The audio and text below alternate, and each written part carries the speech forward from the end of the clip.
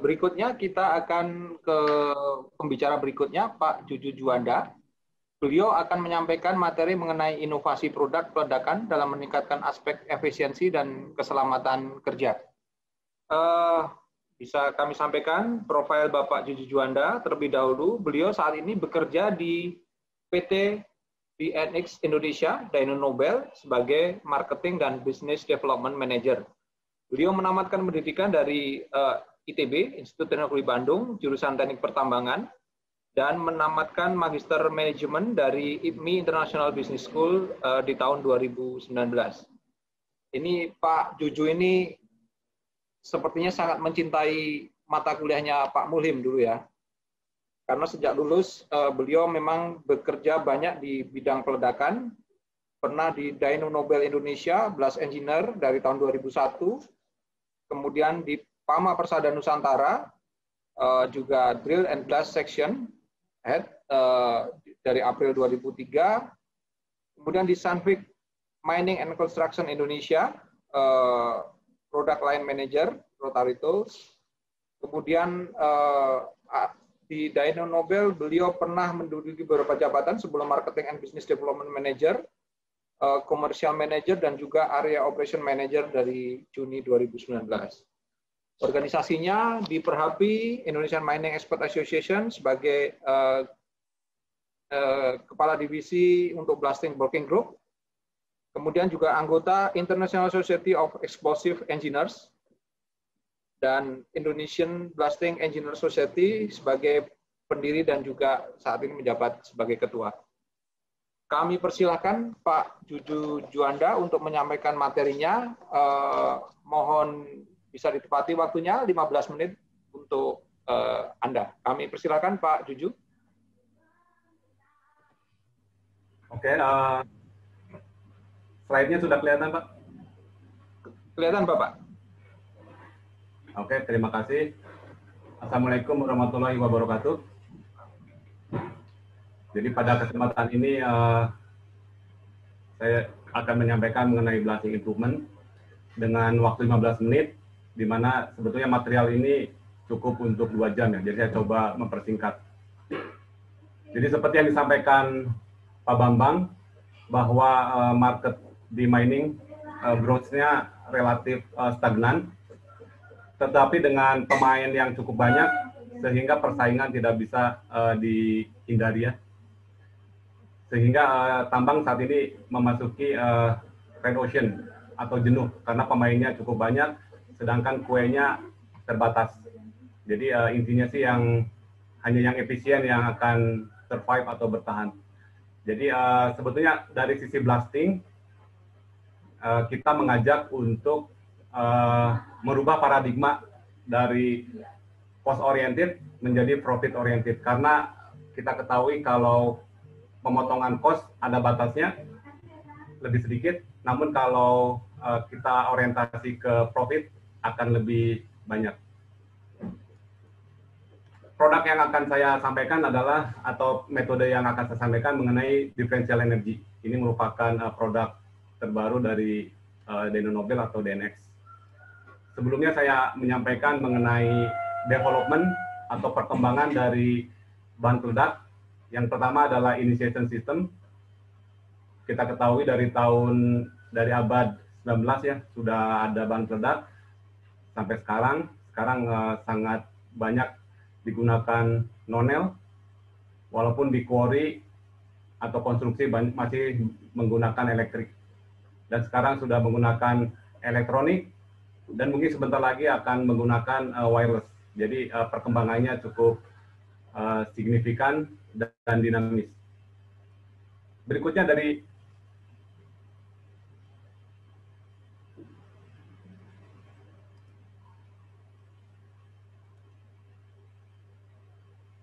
mungkin saya aja yang share, Pak.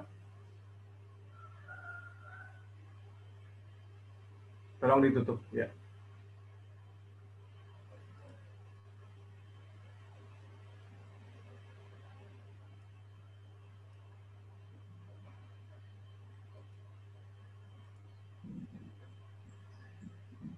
Jadi dari sisi BAP juga terjadi perkembangan yang cukup signifikan. Seperti kita ketahui, bahan peledak yang paling umum kita dengar adalah ANFO. Itu merupakan teknologi tahun 50-an, dan sampai sekarang masih banyak juga yang menggunakan. Selanjutnya water gel, lebih baru dari ANFO, terus emulsion, sampai sekarang masih digunakan. Dan juga tahun 2010 ada namanya differential energy. Ini merupakan teknologi terbaru kami ya. Jadi secara umum kita ketahui bahwa batuan itu berbeda-beda, baik dalam satu tambang, dalam satu pit, bahkan dalam satu lubang pun kekerasan batuan itu berbeda-beda. Jadi produk ini adalah bisa mengakomodir untuk batuan yang heterogen. Selama ini kita menggunakan satu jenis bahan peledak dalam satu lubang atau satu tambang, dan ini sebetulnya ujung-ujungnya menyebabkan ketidakefisienan bahan peledak, karena tidak semua material itu membutuhkan energi yang sama, tetapi ada yang sedikit, ada yang banyak. Jadi dengan differential energy kita bisa menempatkan energi pada posisi yang tepat.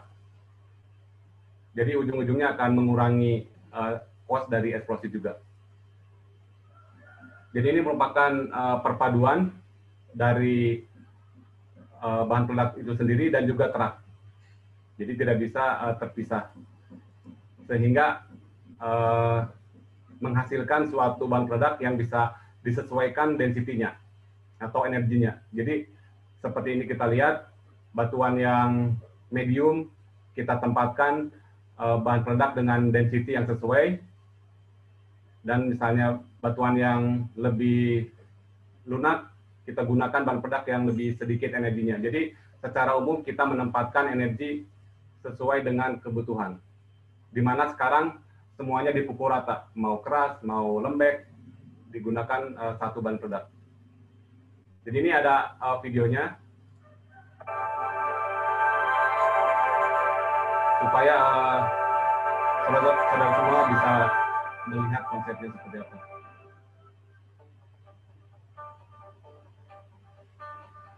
Geologic conditions can vary significantly within the rock formation. Soft and hard rock seams often end up at various places throughout the borehole, causing unwanted effects to blasting results. Dyno Nobel has developed an advanced technology to meet these challenges. Differential energy is a unique loading technique that gives the blaster an entirely new level of flexibility for distributing explosives energy. Jadi warna menunjukkan density-nya. Jadi merah ini menunjukkan density yang tinggi pada batuan yang keras, sedangkan yang warna yang lebih muda adalah density yang lebih rendah pada batuan yang lebih lunak. Differential energy is a proprietary loading method, which combines Dyno Nobel's versatile bulk product Titan with the advanced delivery system technology and process control expertise to precisely control the energy distribution in each borehole. Jadi data batuan yang kita dapatkan misalnya dari geotek atau tim geologi sangat penting untuk menentukan density yang kita gunakan. Namun nanti di akhir slide saya akan sampaikan teknologi terbaru di mana bisa connect antara drilling dengan blasting, sehingga bisa komunikasi antara drilling dengan blasting secara differential energy allows up to 4 explosives energy density profiles. This precise placement is delivered in a single pass at the same loading rates as conventional loading methods. Differential energy focuses on increasing safety by reducing fly rock and NOx potential. In addition, differential energy also reduces environmental impact through minimized groundwater contamination. Differential energy improves control by optimizing fragmentation and blast results. Dyno Nobel is the only commercial explosives provider with the technology to achieve differential energy. No single explosives product or system in the past century will add more value. Differential energy puts the right energy in the right place at the right time by the right people. Jadi density yang bisa dicapai dari 0,6 sampai 1,3. Jadi ini range density yang cukup lebar, di mana ini bisa mengakomodasi kebutuhan dari material yang lunak sampai ke hard rock atau material yang sangat keras. Jadi untuk batu bara rata-rata kita bisa menggunakan cup density di 0,7. Jadi ini density-nya lebih rendah atau lebih ringan daripada ANFO. Dan ini kelebihannya, jadi produknya sangat kental, sehingga dia sangat tahan terhadap air ataupun lumpur, dan jika di dalam batuan tersebut memiliki rongga atau fissure, dia bisa stabil di dalam lubang tersebut, jadi tidak menyebar ke rongga tersebut. Dan karena stabil, untuk lokasi yang terutama di dekat penduduk sangat baik karena dia bisa menghilangkan fumes atau asap yang berbahaya. Dan juga kita bisa mengontrol supaya tidak terjadi fly rock atau blowout. Untuk truknya kita bisa sesuaikan dengan kebutuhan dan juga kapasitasnya. Sekarang kapasitas yang tersedia dari 13 ton sampai 19 ton dalam satu truk. Jadi teknologi ini sudah digunakan di Amerika dan juga di Australia serta Indonesia. Ini adalah penggunaannya sudah proven dan akan terus bertambah.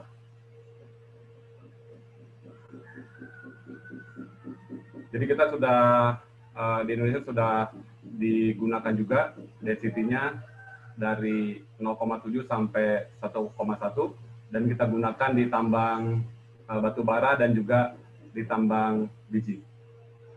Yang menarik adalah POD-nya walaupun dengan density yang cukup rendah, POD-nya cukup tinggi.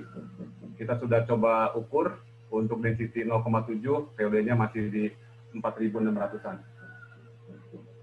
Dan kita bisa mengontrol powder factor atau PF sesuai dengan keinginan dan kebutuhan.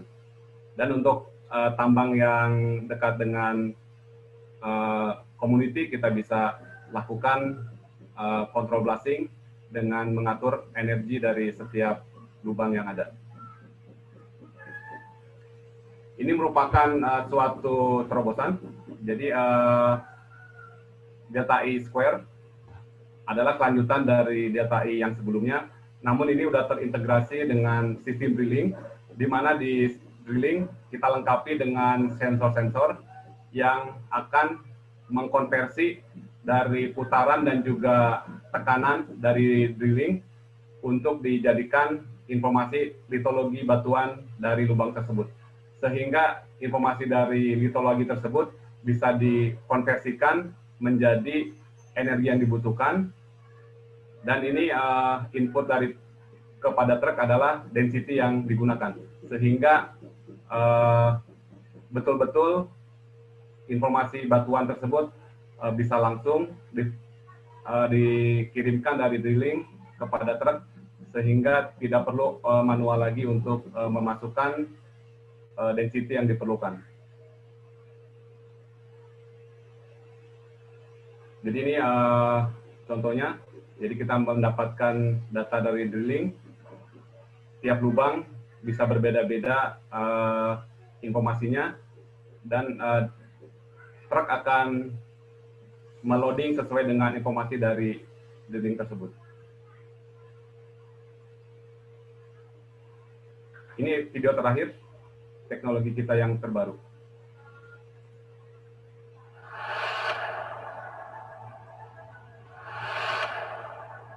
Through innovative and groundbreaking technology, we're unlocking the world's natural resources, providing our customers with safe, environmentally sensitive, and productive solutions to their mining challenges.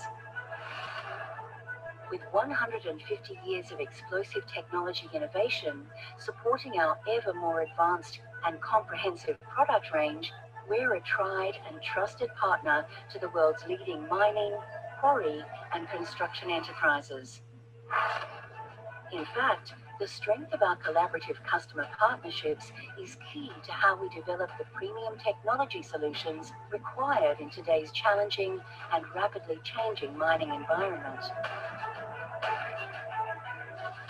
Spanning 4 continents, Dyno Nobel's 32 manufacturing facilities offer a unique range of bulk products, delivery equipment, detonator and initiating systems, blast design and digital data systems that together achieve ultimate efficiency in the mining process. Differential energy, or Delta E, is a great example of our industry-leading technology. With varying soft and hard rock formations often occurring in the same blast hole, differential energy gives engineers and blast designers the ability to accurately distribute multiple energy levels in a single pass. Tailored to match the hardness of the rock formations it's formulated to blast, Delta E's highly efficient and effective loading technique optimizes explosive use, minimizing groundwater impact, carbon and greenhouse gas emissions, while improving safety by reducing potential fly rock. Combined with greater flexibility, reliability, and accuracy in blast timing, delivered by our DigiShot Plus 4G system, Delta E gives our customers all the control they need over fragmentation, dilution, movement, and cast in almost every mining circumstance around the world. It's this powerful combination of automated and flexible tools with strong customer-focused design that's proved a winning combination as Dyno Nobel continues to develop state-of-the-art products and systems for the world's mining and quarry markets.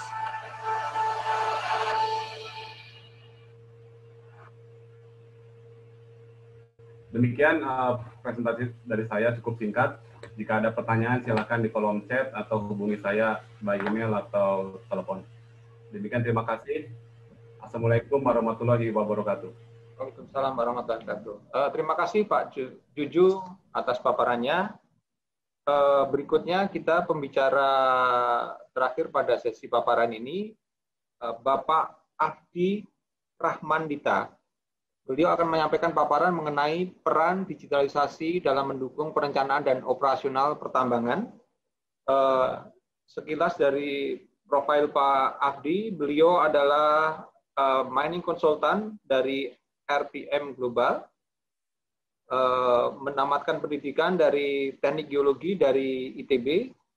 Karir profesionalnya sudah dimulai 15 tahun yang lalu. Beliau bekerja sebagai geologis di PT Kutai Makmur Insan Abadi Samarinda. Kemudian pernah bekerja sebagai engineering group leader di PT Sapta Indra Sejati, Jobsite Binungan, Braukul. Kemudian bergabung dengan PT Cipta Kridatama dengan beberapa wilayah penugasan, Jobsite Gemida, Balikpapan, dan tahun 2012 mulai bergabung di RPM Global Indonesia sebagai senior mining engineer, dan posisi terakhir sejak tahun 2019 beliau menjadi mining consultant. Kami persilahkan kepada Bapak Ahdi Rahmandita untuk menyampaikan paparannya. Mohon tepat waktu, sekali lagi 15 menit untuk Anda Pak Ahdi, dan kepada rekan-rekan peserta webinar ini, hampir 300 orang, jika ada pertanyaan bisa disampaikan melalui kolom chat. Kami persilakan kepada Pak Ahdi. Baik, terima kasih Pak Sidik. Assalamualaikum warahmatullahi wabarakatuh. Waalaikumsalam. Ya, role saya hari ini akan mempresentasikan peran digitalisasi dalam mendukung perencanaan dan operasional pertambangan ya. Jadi ini sekilas dari RPM Global. Sebenarnya kita lebih well known, terkenal di Indonesia itu dengan PT Ranggi Indonesia gitu ya, beberapa tahun yang lalu. Tapi karena holdingnya berubah, sekarang kita lebih dikenal dengan RPM Global. Oke. Kenapa sih harus digitalisasi gitu ya? Jadi digitalisasi itu sebenarnya hadir karena tantangan zaman serta kebutuhan dari mining industry itu sendiri gitu. Jadi yang pertama yang kita bisa dapatkan dari digitalisasi itu adalah enterprise approach. Jadi sekarang hampir semua perusahaan gitu ya di dunia itu melakukan pendekatan secara enterprise, artinya secara keseluruhan pada semua lini operasionalnya, supaya tidak ada silo problem. Silo problem itu maksudnya problem yang dihadapi antar departemen seperti itu. Jadi melakukan pendekatan ke manajemen data dan secara sistem itu terintegrasi. Yang kedua adalah connected system, fokus pada sistem koneksi, mengirimkan informasi melalui user interface yang intuitif, yang memperkuat kemampuan pengambilan keputusan dalam organisasi. Jadi kalau kita misalnya bayangkan, di sebelah kanan ini ada gambar, paling bawah ini adalah lini frontliner dari mining industry gitu ya, di lapangan. Yang kedua ini misalnya ada short-term engineer, yang tingkat ketiga ini adalah long-term engineer, dan yang paling atas ini adalah manajemen. Maka ini adalah salah satu sekat-sekat dari silo tersebut. Nah, digitalisasi itu berperan untuk mengkoneksikan antara masing-masing silo tersebut, masing-masing komponen tersebut, supaya informasi dari bawah, dari lapangan ataupun dari atas itu bisa tersampaikan dengan cepat, sehingga decision making itu bisa dilakukan dengan cepat dan terarah. Yang ketiga, kenapa harus digitalisasi adalah integrated planning gitu ya. Jadi memberikan dan menggunakan data kualitas tinggi di seluruh proses perencanaan tambang. Jadi data yang masuk ke dalam sistem itu bisa diproses mulai dari manajemen sampai ke lapangan, dan kebalikannya juga. Data dari lapangan itu bisa diproses dengan sangat cepat sehingga tiap lini itu bisa mendapatkan akses ke data tersebut untuk melakukan pengambilan keputusan atau perubahan, misalnya ada perubahan keputusan ataupun dan lain sebagainya gitu ya, kebutuhan-kebutuhan lainnya. Yang terakhir adalah digitalisasi ini fokus pada meminimalisir risiko dan ketidakpastian pada perencanaan, sekaligus meningkatkan efisiensi dan keuntungan dengan mengeksekusi perencanaan yang lebih terukur. Jadi harapannya karena data itu terintegrasi dengan data itu mengalir dengan sangat cepat, gitu ya, dan plan itu terintegrasi dari mulai life of mine plan sampai ke short term, maka segala risiko atau hal-hal atau masalah ke depan itu sudah bisa diantisipasi sebelum hal itu terjadi, seperti itu. Oke. Ini adalah semacam gambaran dari planning horizon yang dimiliki oleh setiap perusahaan tambang gitu ya. Jadi dari long strategic sampai ke shift management. Dan tiap-tiap bagian tersebut itu punya masing-masing teknologi atau software sendiri untuk memproduce masing-masing plan dari tiap horizon tersebut. Gitu ya. Jadi untuk financial modeling gitu ya, terus untuk ada fleet management system untuk mendukung operasional di lapangan gitu ya, serta juga simulasi. Dan semua ini itu kalau zaman beberapa tahun yang lalu gitu ya, semua sistem teknologi yang ada yang berkembang itu berkembang di sektornya masing-masing gitu. Jadi tidak terhubung tapi dengan proses yang cukup rumit gitu ya, lebih rumit seperti itu. Nah, dari RPM Global sendiri sekarang mengembangkan teknologi dengan nama Enterprise Planning Framework gitu. Jadi walaupun di tiap planning horizon dia punya masing-masing teknologi gitu ya, atau masing-masing software, tapi semuanya dikelompokkan di dalam satu tempat namanya Enterprise Planning Framework. Gitu. Salah satu problem terbesar yang terjadi di mine planning itu adalah ketika kita mau mendeliver plan dari plan yang lebih lama ke plan yang lebih singkat gitu ya. Contohnya dari medium term ke short term plan, itu kita harus melakukan ekspor impor data. Setelah itu akan harus dilakukan validasi terlebih dahulu sebelum data itu bisa diproses gitu. Nah, dengan adanya Enterprise Planning Framework ini, data itu tidak perlu diekspor dan impor setelah itu divalidasi lagi, tapi akan bisa langsung dipublish gitu ya, terkirim dan langsung dimanfaatkan oleh semua sektor. Oke, ini ada beberapa inovasi atau digitalisasi yang dilakukan perusahaan-perusahaan teknologi gitu ya. Salah satunya RPM Global. Contohnya ini yang akan saya sampaikan di sektor perencanaan jangka panjang. Nah, ini adalah user interface dari salah satu produk buat planning jangka panjang gitu. Jadi kalau kita lihat ini adalah contoh dari animasi sekuen dari penambangan yang dilakukan di tambang tersebut gitu ya. Kalau kita lihat di sini di sekitarnya adalah foto drone. Setelah itu sekuen dari step-step dari penambangan ini kita bisa langsung lihat gitu ya, langsung diproduce.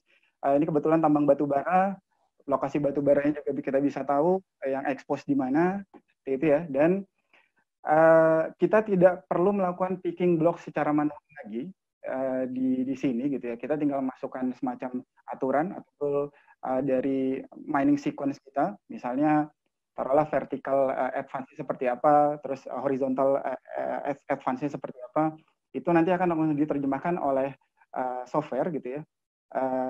Setelah itu software akan melakukan proses iterasi dan memberikan hasil kepada kita. Jadi dengan adanya teknologi dan digitalisasi, kerja mine plan itu akan jauh-jauh lebih cepat dibandingkan tanpa teknologi. Maksudnya tanpa digitalisasi. Gitu ya.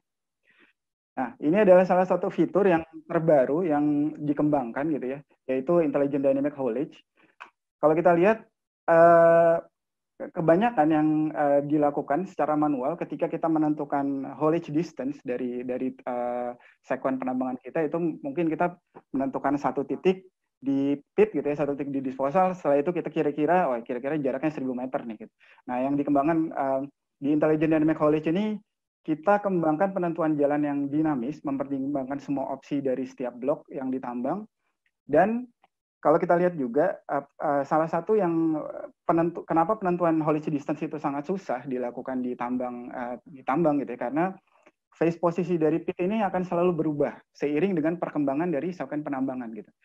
Nah, di sini di Intelligent Dynamic Haulage ini dia akan phase Dynamic Haulage ini untuk haul route-nya dia akan secara dinamis mengikuti perkembangan dari phase muka tambang tersebut. Gitu. Dan kalau kita lihat di sini, ini adalah seluruh data yang bisa langsung di-capture gitu ya. Bukan hanya jarak, tapi cycle time, performance truck, performance loader, ada fuel consumption kalau memang dibutuhkan, kondisi tire dan segala macam itu ada semua langsung terpublish datanya ketika kita memasukkan simulasi kita di dalam sini gitu. Nah, efeknya apa? Nah, ini adalah untuk menghilangkan risiko terbesar yang bisa terjadi pada NPV dengan akurasi dan perhitungan jarak yang realistis. Itu karena seperti kita tahu gitu ya, fuel itu adalah salah satu cost terbesar dari suatu proses penambangan, which is konsumsi terbesar dari fuel itu adalah di truk. Jadi dengan adanya kita bisa mengenerate haulage distance dan cycle time dengan akurat, maka kita sudah mempredik dengan lebih akurat yang faktor atau segmen yang sangat mempengaruhi di NPV perusahaan kita. Yang kedua adalah product optimizer gitu. Jadi kebanyakan solution gitu ya, atau kebanyakan teknologi yang sampai kemarin gitu ya, biasanya untuk mine planning itu hanya sampai ke ROM saja. Jadi dari tambang di berapa waste call atau berapa ore sama waste gitu ya, sampai ROM selesai. Nah di sini kita mengembangkan teknologi untuk melakukan lebih downstream dari itu gitu. Jadi dari ROM kita kembangkan bagaimana sih product blending yang harus dilakukan gitu, which is biasanya dilakukan oleh teman-teman di spreadsheet gitu ya, secara manual gitu, dengan rumus yang sangat-sangat kompleks. Nah di sini kita kembangkan product optimizer ini untuk menentukan berapa pembagian dari produk yang misalnya batu bara ataupun dari nikel ataupun produk apapun itu kita bisa dapatkan sesuai dengan kebutuhan klien. Bahkan sekarang sudah kita kembangkan lagi bukan hanya sampai blending ataupun crusher, tapi sampai ke scheduling shipment. Nanti akan saya sampaikan kalau ada waktu. Baik, itu perencanaan jangka panjang. Sekarang untuk perencanaan jangka pendek, nah ini adalah salah satu teknologi di perencanaan jangka pendek kita sebutnya execute gitu ya. Nah, execute ini dia terintegrasi dengan sistem enterprise planning framework itu. Jadi enterprise planning framework ini menghubungkan software scheduling dengan semua software tambang lain yang biasa dipakai gitu. Misalnya fleet management system gitu ya, seperti Jigsaw, modular mining, dan yang lain gitu. Dengan SAP. Jadi tools ini bukan hanya sekedar tools planning, tapi dia akan mengakomodir juga data-data faktual yang ada di lapangan, yang diambil dari fleet management system, dan diinterpretasikan atau ditampilkan di dalam software tersebut. Itu. Jadi kita bisa menampilkan lokasi alat, status pengeboran, bucket position, maintenance alat dan lain-lain. Seperti itu.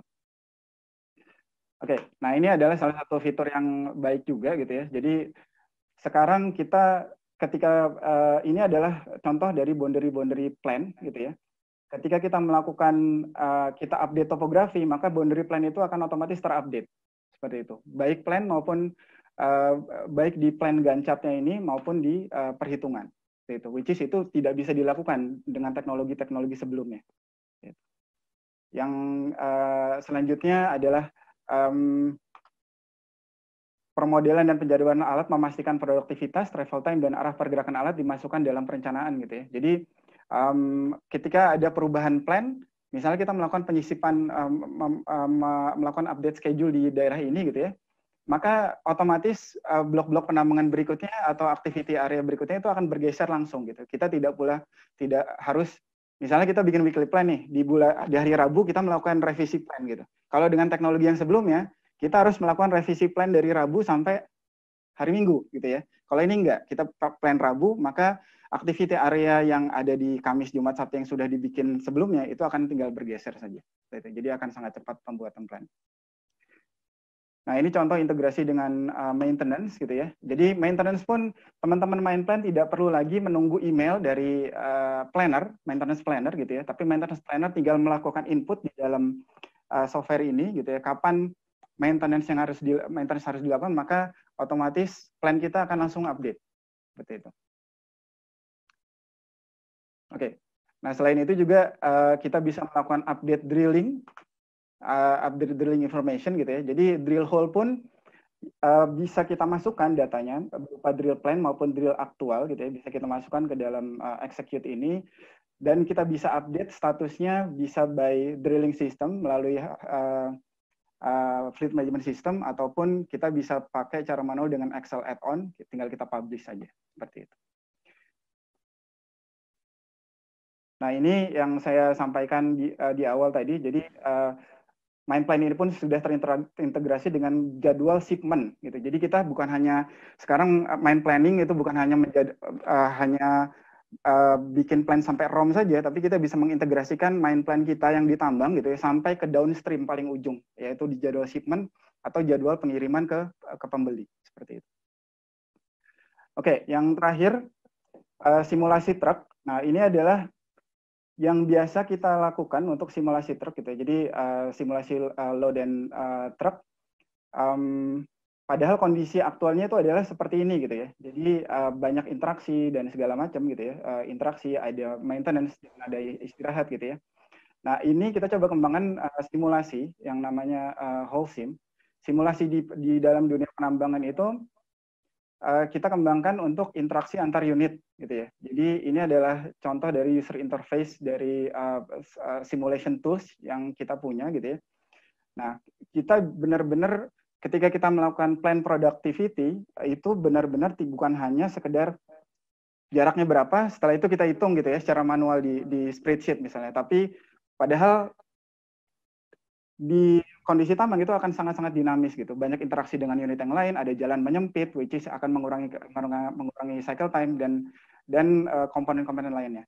Nah, simulasi itu akan matters gitu ya, akan memberikan hasil yang baik apabila semua komponen-komponen yang terdapat di dalam aktual penambangan itu semua dimasukkan ke dalam simulasi tersebut. Nah, ini kita coba masukkan dan ini adalah contoh dari user interface.